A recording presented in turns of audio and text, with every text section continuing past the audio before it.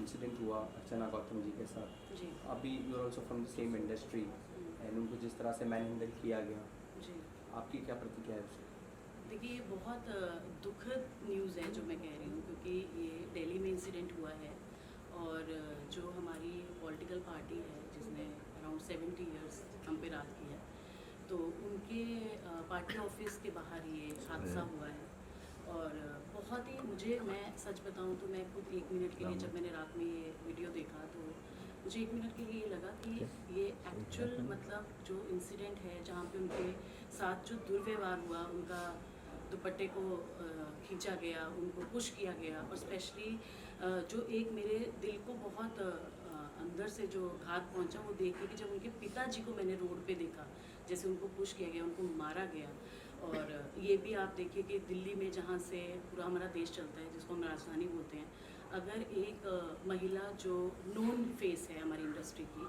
और उनके साथ ऐसा व्यवहार होता है, तो मैं शौक हूँ कि जो आम औरतें वहाँ पे कभी जाती होंगी या आप कह लो हेल्प के लिए, या जैसे आम कार्यकर्ता जाते हैं जिनमें कि बहुत सारी महिलाएं हैं आज के डेट में जो हमारी राजनीति से जुड़ी हुई हैं, तो उनके साथ कैसा व्यवहार किया जाता होगा, ये मेरा मतलब इसको सोच के मैं थोड़ा घबरा गई एक बार देख के कि ऐसा इंसिडेंट कैसे हो सकता है, उनके साथ कैसे ऐसा दुर्व्यवहार किया जा सकता है। तो जब ये इंसिडेंट हुआ तो मैम क्या आपको उन्होंने कॉल किया या इस पूरे बारे में आपसे कुछ हेल्प मांगी? नहीं, मेरे साथ उनकी बात हुई, मैंने उनसे जानने की कोशिश भी की कि क्या इसका कारण रहा, तो वो बहुत ही, क्योंकि उन्होंने ऑलरेडी उस पार्टी से चुनाव लड़ा है पहले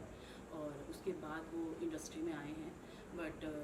जो उनका वो था वो बहुत ही नॉर्मली, शायद जैसे मैं भी अगर दिल्ली में हूँ तो हम लोग मिलते हैं, एक दूसरे से मिलना होता है हम लोग का, क्योंकि ऑलरेडी जो अभी महिला आरक्षण का जैसे आपने देखा वो बिल पास हुआ, उसी के ऊपर बातचीत होने के लिए वो लोग गए थे, बट उनको एंटर ही नहीं करने दिया गया गेट, जहाँ तक मुझे पता चला है। इवन अपने मीडिया भाइयों से भी दिल्ली में मुझे पता चला है, तो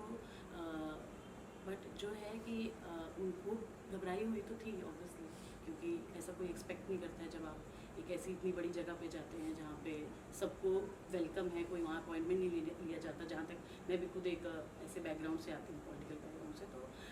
वो आम दरबार है, आम जनता के लिए वो दरबार है जहाँ पे हर किसी की बात सुनी जाती है। और जैसे वो गई और जितना मुझे पता चला, तो मुझे नहीं लगता कि ऐसा कुछ उनके साथ होना चाहिए था। क्या उनके पिताजी और उनको कोई ऐसी कोई चोट आई है? जी, उन्होंने कुछ आपको? जो मैंने भी वीडियोस में देखा है, मुझे ये पता चला है कि उनके पिताजी को काफ़ी चोट आई है, स्पेशली उनके स्टाफ को भी, जो बट उन्होंने कोशिश ये की है कि उनको निकाला जाए वहाँ से जितना जल्दी हो सके, और अब वो सुरक्षित हैं जहाँ तक मुझे पता चला है, मेरी बात हुई है। तो पिताजी के साथ तो काफ़ी मतलब बहुत ही ख़राब व्यवहार हुआ है, अर्चना के साथ तो हुआ ही हुआ है, बट उनके पिताजी को जैसे टारगेट किया गया और जैसे उनको मारा पीटा गया वहाँ पे, आप देख भी रहे होंगे, जितने भी हमने सोशल मीडिया पे वीडियोस देखे हैं उसमें भी वो एकदम सड़क पे गिरे हैं, और चेहरे पे उनके और पाँव में काफ़ी उनको चोट दिख रही है, मुझे उस वीडियोज़ में भी दिख रही है, तो हुआ है। चांदी जी, अक्सर देखा गया है कि आप आरएसएस में भी हो और आप महिला को लेकर के एम्पावरमेंट को लेकर के, और आप हमेशा से अगर अन्याय हो कोई लेडीज़ के खिलाफ तो आप एक स्टैंड लेते हो, तो आप इस चीज़ में आप किस तरह से आप अर्चना के साथ किस तरह खड़े? नहीं, बिल्कुल मैं खड़ी हूँ, और मैं हमेशा से ये कहती आई हूँ कि जैसे अभी हमने हाल ही में मणिपुर का हादसा देखा, यूपी में हम लोग देखते रहते हैं, आए दिन कुछ ना कुछ ट्विटर पे भी आप देखते हो, ऐसे कुछ शर्मनाक वीडियोस हैं। मुझे ये समझ में नहीं आता कि औरत को क्यों ऐसे टारगेट किया जाता है हमेशा। और मैं अर्चना जी हैं, चाहे अर्चना जी की जगह कोई और भी होती, मैं उनको भी पूरा सपोर्ट करती हूँ, और मैं चाहती हूँ कि इस पर लीगल कार्रवाई हो इसको, क्योंकि जैसे आप अभी देख रहे हैं कितनी हम लोग उत्साहित थे जब हाल ही में मोदी जी ने पार्लियामेंट में महिला आरक्षण को लेके बिल पास किया, और ये बहुत ही मतलब आप देखिए दो चीज़ें जहाँ पे एक तरफ कांग्रेस के बाहर, ऑफिस के बाहर ये हो रहा है दुर्व्यवहार, और दूसरी तरफ हमारी प्रेजेंट गवर्नमेंट इतना काम कर रही है महिलाओं को लेके, तो मैं तो उनके साथ पूरा सपोर्ट में हूँ, और लीगली उनको कोई भी अगर हेल्प चाहिए तो मैं उनके साथ बिल्कुल खड़ी रहूँगी, और उन जैसी कितनी जो भी महिलाएं हैं उनके साथ हमेशा मैं खड़ी रहूँगी। फिल्म निर्माण क्षेत्र में आना कैसे हुआ, मतलब एंटरटेनमेंट इंडस्ट्री में निर्माता बनना, वो भी महिला का होगा, कितना चुनौतीपूर्ण था आपका इस क्षेत्र में आना? मैं खुद एक माँ हूँ, मेरी खुद की 13 साल की बेटी है, तो 2019 में मैंने फिल्म इंडस्ट्री में अपना करियर शुरू किया था एज प्रोड्यूसर,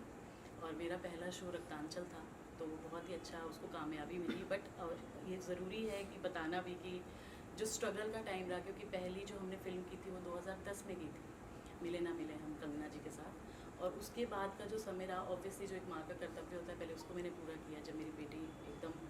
ग्रो हो गई, वो स्कूल जाना शुरू कर दिया, वो खुद की टेक केयर कर सकती थी, तो उसके बाद उसकी परमिशन से कि क्या मैं काम कर सकती हूँ अभी, तो मैंने इंडस्ट्री को ज्वाइन किया। और मुझे खुली बाहों के साथ, मैं सच बताऊँ तो मुझे इंडस्ट्री ने वो दिया, सपोर्ट किया। और इसीलिए आज मैं आपको सच बात बताती हूँ, क्योंकि कहीं ना कहीं इसका जो मैं आज बात करना चाहती थी उसका एक कारण ये भी है, क्योंकि जब ऐसे इंसिडेंट होते हैं तो लोग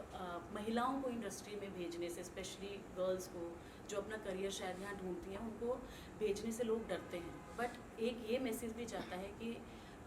हम जो महिलाएं प्रोड्यूसर हैं या और भी फील्ड में, चाहे वो आप मेकअप आर्टिस्ट ले लो, डिज़ाइनर्स ले लो, जितने भी बेस्ट वो हैं, और मतलब एक्ट्रेसेस ले लो, आज जागरूक है हमारा समाज और एक दूसरे को जो सपोर्ट करता है। ये बॉम्बे की एक अलग फीलिंग भी है, जहाँ पे कुछ भी ऐसा कभी गलत होता है तो पूरा बॉम्बे एक साथ होता है, पूरी इंडस्ट्री एक साथ होती है, और हम सब कोशिश करते हैं कि हमें न्याय मिले और हम लोग जो है ऐसी घटनाएं दोबारा ना हो। तो एज अ प्रोड्यूसर आप कह लीजिए, या सेम इंडस्ट्री में हम काम कर रहे हैं, तो मेरे को ये लगता है कि हमें इसके बारे में आवाज़ उठानी चाहिए। और भी मेरे इंडस्ट्री के जितने फ्रेंड्स हैं, मैं चाहती हूँ कि इस बारे में बात हो, उनको इस बात पे न्याय मिले और दोबारा ऐसी कोई घटना किसी के साथ भी ना हो, चाहे वो महिला ये हो। देखा जाए तो ये इंसिडेंट हुआ है, अभी तक के किसी की भी तरफ से पॉलिटिकली कांग्रेस की तरफ से या कोई एक बयान नहीं आया और अभी तक माफ़ी भी नहीं आई है। तो देखिए, मैं तो चाहूँगी, क्योंकि कोई भी पॉलिटिकल पार्टी है, अगर उनके ऑफिस से, स्पेशली अब जैसे कांग्रेस का आज ही मैं मीडिया में देख रही थी, नाम बाहर आया है, तो मैं चाहूँगी, मैं रिक्वेस्ट भी करूँगी प्रियंका जी से और राहुल गांधी जी से कि जो भी लोग इसमें इन्वॉल्व हैं आपकी पार्टी के, उनसे माफ़ीनामा लिया जाए। उनको जो भी है, उनको इस अपराध की जो भी सज़ा मिलनी चाहिए लीगली, वो उनको मिलनी चाहिए। क्योंकि भीड़ में एक औरत पे अत्याचार करना, उसके बालों को नोचना, उसके पिताजी के साथ ऐसा व्यवहार करना, उनके स्टाफ के साथ ऐसा व्यवहार करना, और मैं जानना चाहती हूँ कि ऐसा क्यों उन्होंने किया, और इनके ऐसा वो मैसेज छोड़ रहे हैं कि अगर उनके ऑफिस के बाहर लोग सुरक्षित नहीं हैं, तो फिर हमारा फ्यूचर कांग्रेस के साथ क्या है, ये आप सब देख ही सकते हैं। चांदनी जी, आप देश की सबसे बड़ी जो संगठन है आरएसएस, उसके साथ भी आप जुड़ी हो, तो आपकी जी। संगठन में कुछ बात हुई इस मुद्दे को लेकर के? नहीं, अभी तो मेरी बात नहीं हुई है, क्योंकि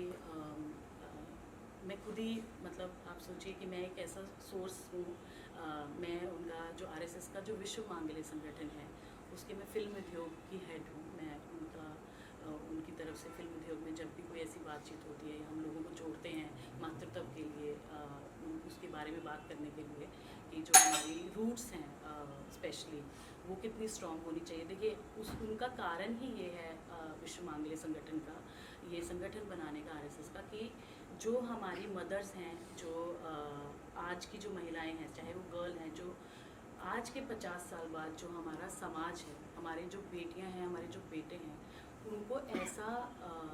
जो है नॉलेज और उनका जो संस्कार है इतना स्ट्रॉन्ग हो कि ऐसे हादसे ना हो समाज में। इसीलिए ये विश्व मांगल्य को भी, इस संगठन को भी बनाया गया है। इसको कुछ 12 साल हम लोग को काम करते हो गए। मैं कुछ अभी 4 या 5 साल पहले जुड़ी हूँ, और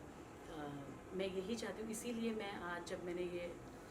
न्यूज़ देखा तो कहीं ना कहीं मेरा हृदय बहुत दुखी हुआ कि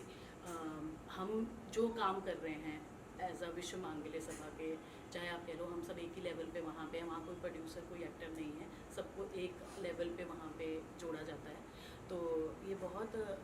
दुख की बात है कि इतना हम लोग एफर्ट करते हैं और उसके बाद भी ऐसे हादसे सामने आते हैं। तो कहीं ना कहीं हम कोशिश करेंगे कि जितना भी हमारे माध्यम से ये मैसेज जाए कि ऐसा नहीं होना चाहिए, और अगर ऐसा हुआ है तो इस पर हम लोग निंदा करें और कहीं ना कहीं उनको लीगली इंसाफ मिले इस चीज़ को। आखिरी पूछना चाहूँगा कि फिल्म मेकिंग बिजनेस में है, फिल्में जब बन जाती हैं तो आखिरी जो सबसे बड़ा फॉर्मेलिटी होता है कि सेंसर से उसको सर्टिफिकेशन मिले। हाल ही में एक बड़े साउथ के एक्टर ने आरोप लगाया कि काफ़ी भ्रष्टाचार है, जब आप सर्टिफिकेशन लेते हैं तो इतना आसान नहीं होता सर्टिफिकेशन लेना। उसके बारे में क्या राय है आपके? देखिए, ये तो मैं खैर इस न्यूज़ से मैं वाकिफ़ नहीं हूँ अभी, बट हाल ही में अभी मैंने खुद ने, मेरी गुजराती फिल्म आ रही है और बहुत अच्छी मेरी टीम है, तो हमें तो कोई ऐसा दिक्कत नहीं आया, और बहुत इजीली जो एक प्रोसेस होता है इंडस्ट्री में, जो ये आपका टाइम प्रोसेस है, उसको सबमिट करना, सेंसस सर्टिफिकेट के लिए बहुत सी उसमें टेक्निकल चीज़ें हैं कि कुछ ऐसा मान लो कोई फिल्म है जिसमें थोड़ा कंट्रोवर्शियल कुछ है तो वो कारण बन सकता है, बट अदरवाइज़ मुझे नहीं लगता कि ऐसा कुछ भ्रष्टाचार वाली कोई बात है। It's a very simple process अगर आपका प्रोडक्ट अच्छा है तो। Thanks ma'am.